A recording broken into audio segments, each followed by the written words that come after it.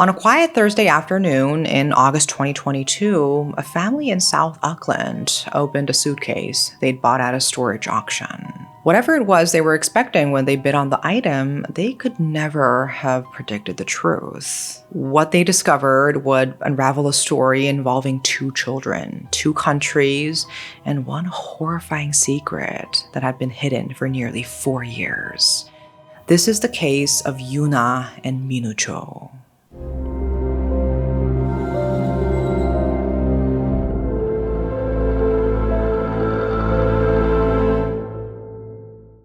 August 11, 2022 began as an unremarkable day in Clendon Park, a modest suburb on the outskirts of Auckland. A family had successfully bid on the contents of an abandoned storage locker at Safe Store Papatoetoe. These auctions were commonplace. When customers stop paying their rental fees, storage facilities eventually sell off the contents to recover costs. Bidders don't get to inspect items closely beforehand. They bid blind, hoping for hidden treasures or useful household goods. This family loaded up a trailer with their winnings and drove to their home in Moncrief Avenue.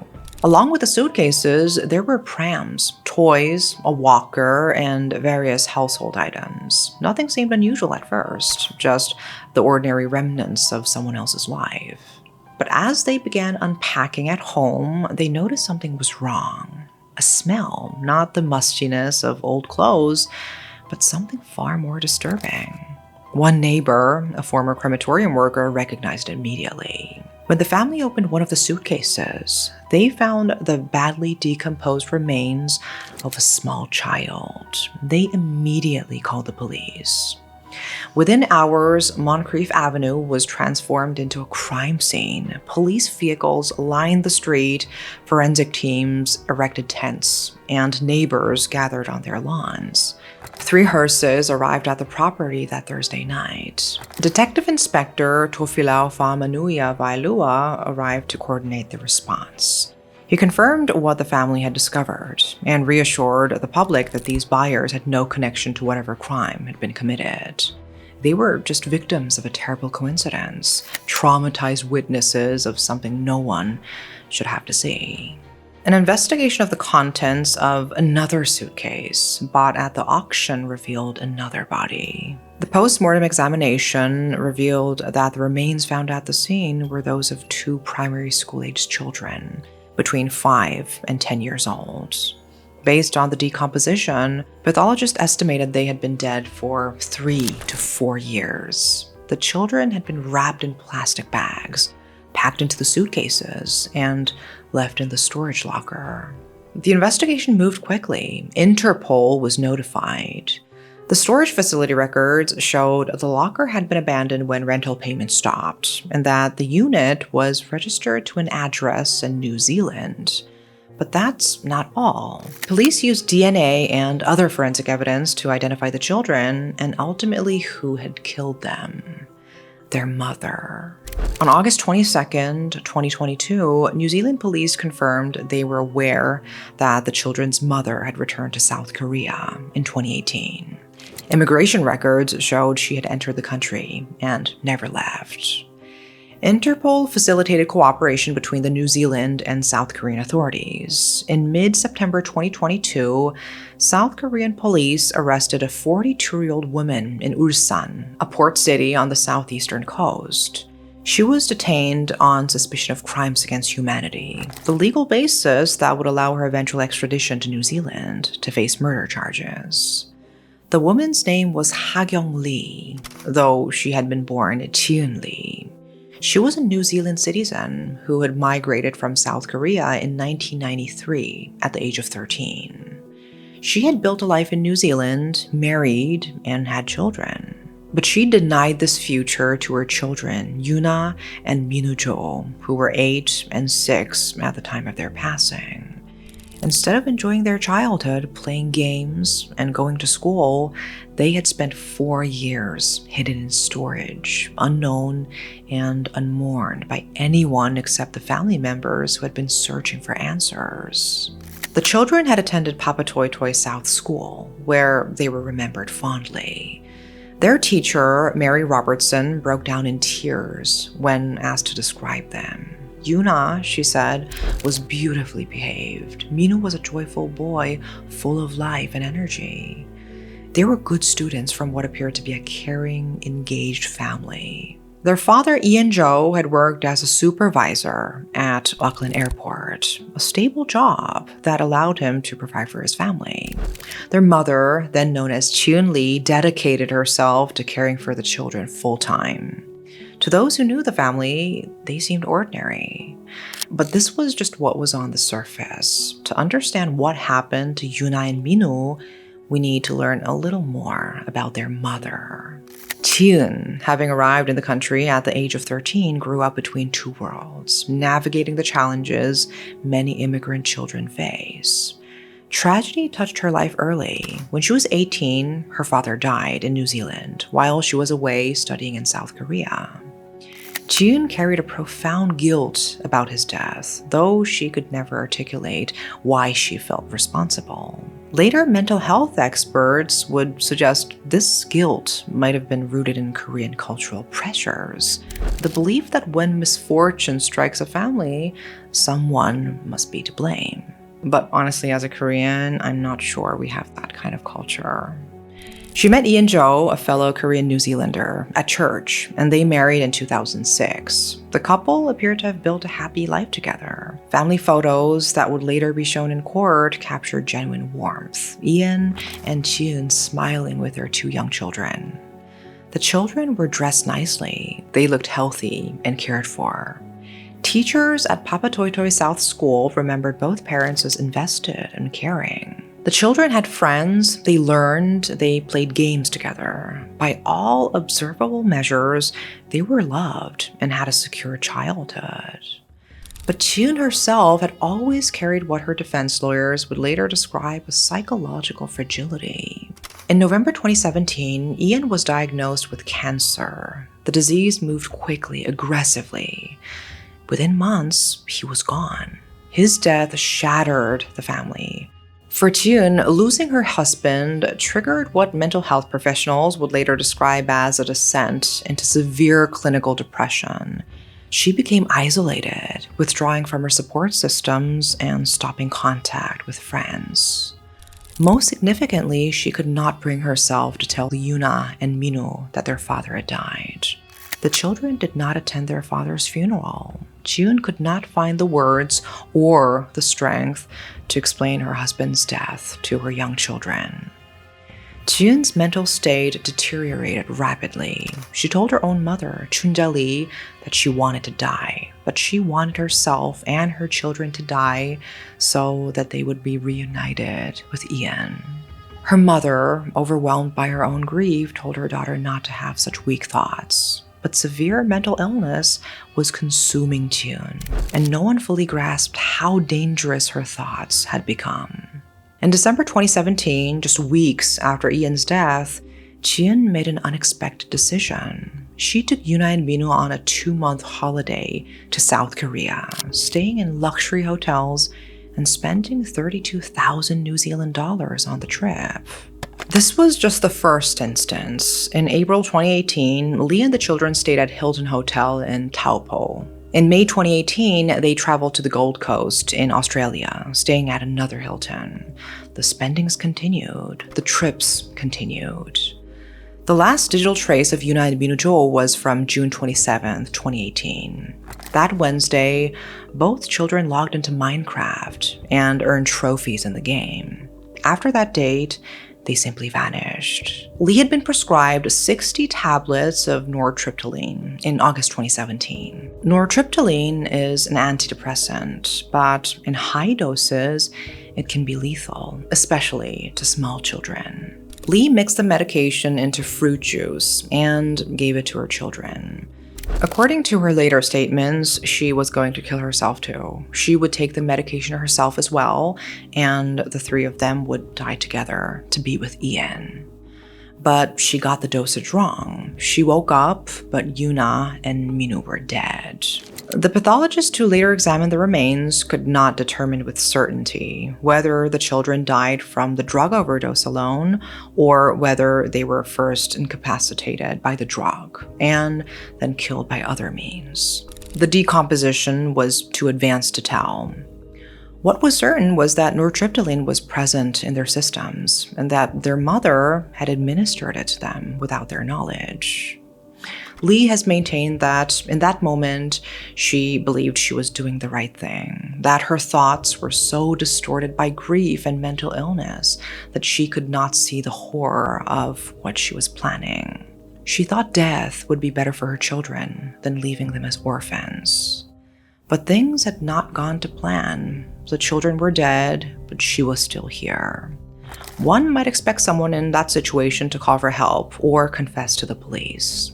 Instead, she wrapped their bodies in plastic bags. She took 2 suitcases and placed one child in each one, compressing their remains to make them fit. Then she rented a storage unit at Safe Store Papatoetoe and moved the suitcases there, hiding them among their belongings.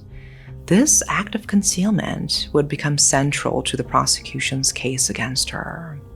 If June had truly been insane, if she really had not understood that killing her children was wrong, why did she hide their bodies? Why did she take multiple careful steps to avoid detection? Hakyong Lee changed her name to Hakyong Lee. In late July 2018, approximately 1 month after the children died, she boarded a business-class flight from Auckland to South Korea. She did not tell anyone what had happened. She left the suitcases in storage, paying the rental fees to ensure they would not be discovered. The prosecution would later point to her behavior during this time as evidence that she was aware of her own wrongdoing.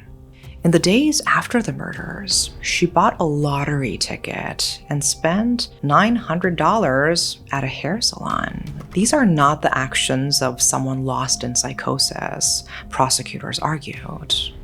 Back in New Zealand, Hakyong's mother became increasingly worried. She had not heard from her daughter or grandchildren. In December 2018, she went to the Auckland Central Police Station to report that she had been unable to reach them. She believed they might be living in Australia, perhaps starting again somewhere new. Police took the report but had no reason at that point to suspect foul play. Months turned into years. Chunja Lee eventually stopped searching, assuming her daughter and grandchildren were safe somewhere, living a life they had chosen not to share with her. Hakyong settled back into life in South Korea. She visited a clinic where she was diagnosed with depression and was prescribed medication. In 2021, she began dating a man she met through a dating app. She later described this relationship as traumatic, alleging that the man had assaulted her. Her mental state continued to deteriorate. In mid-June 2022, 4 years after the children's deaths, Hakyong was admitted to a psychiatric ward at a South Korean hospital. Chunja's pastor in New Zealand learned of the hospitalization and informed her of what had happened to her daughter. Chunja traveled to South Korea to visit Hakyong. During that visit, Hakyong did not reveal what had happened to Yuna and Minu. Shortly after, everything unraveled. For nearly 4 years, Lee had maintained the rental payments on the storage unit containing her children's remains. But in 2022, facing financial difficulties in South Korea, she stopped making the payments. The storage facility followed standard procedure. The contents were scheduled for auction, and on August 11, 2022, a family unknowingly took home the decomposed remains of Yuna and Minujo. Hakyong was found and arrested a month later, on September 15th. She granted written consent for extradition, and on November 29th, she was placed on a plane to New Zealand. The next day, Hakyong appeared at the Manukau District Court in South Auckland. She entered no plea. The case would proceed through the court slowly, with multiple hearings and legal arguments about mental health and criminal responsibility. Lee pleaded not guilty, not because she denied causing her children's death, which she admitted from the very beginning, but because her lawyers argued she had been legally insane at the time of the murders, incapable of understanding that what she was doing was morally wrong. Almost 3 years later, on September 8, 2025, Hakyong Lee's trial began at the Auckland High Court. Justice Jeffrey Venning presided. Hakyong represented herself, though she had 2 standby counsel who could advise her. Despite representing herself, Hakyong chose not to sit in the main courtroom for most of the trial. Justice Venning granted permission for her to watch from a separate room with an interpreter. She stood with her head bowed, disconnected from the proceedings. The central question was whether she had been legally insane when she committed the murders. The defense called Dr. Yvette Kelly, a forensic psychiatrist who had conducted extensive interviews with Hakyong. Dr. Kelly testified that Hakyong met the criteria for being found not criminally responsible by reason of insanity. She had been suffering from severe clinical depression after her husband's death. She had dangerous thoughts and developed the belief that the best thing for her family was for all of them to die together. Dr. Kelly explained that Hakyong believed, in her distorted mental state, that killing the children was actually the morally right thing to do. She felt she was a bad mother, incapable of raising her children alone. In her distorted way of thinking, taking them with her seemed like protection rather than harm.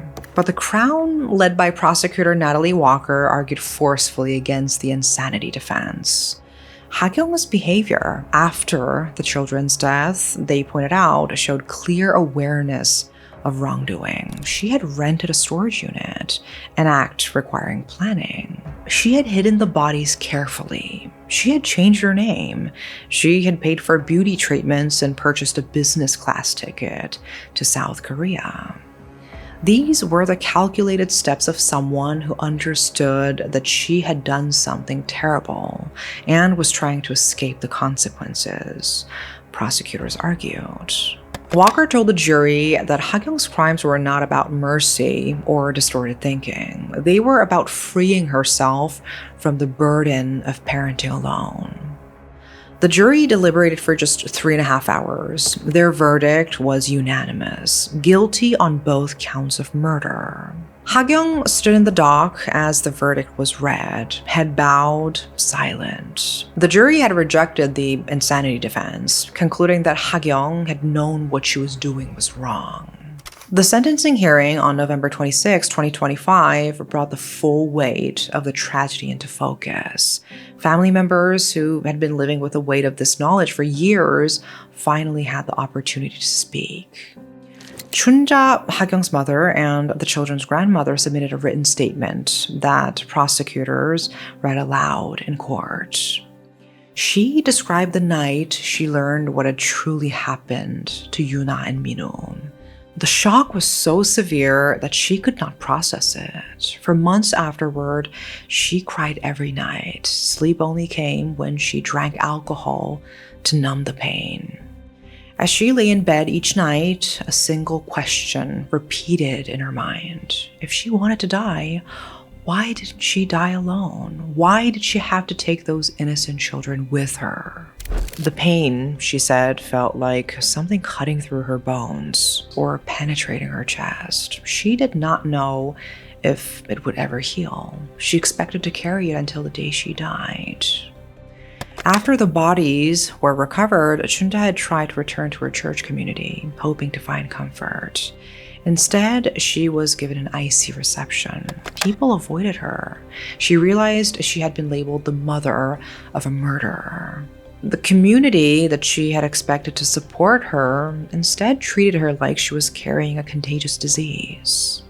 She spoke of profound regret. Years earlier, a friend had recommended a counselor for her daughter. Chunja had not insisted that Hakyong go. Now she wondered constantly, if she had forced her daughter to get help, could this tragedy have been prevented?